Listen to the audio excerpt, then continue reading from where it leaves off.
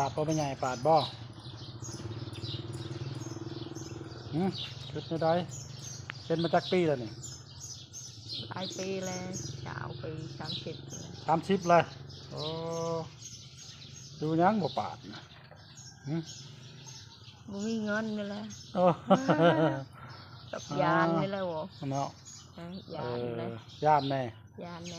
ว่าจะค่าใช้จ่ายกับจิบร้ายปานใดติแม่เฮาทางเตี้ยนี่ก็สิหลายเติบแล้วนี่ต่อไต่ต้นเนาะอยู่ยากเลยเนาะไม่ใช่เนาะฮะ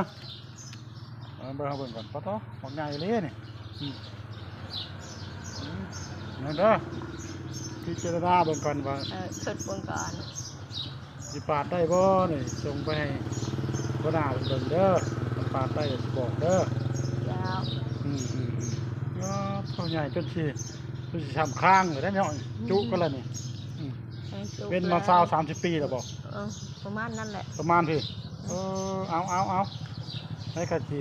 พิจารณาซอยกันเด้อขอบใจ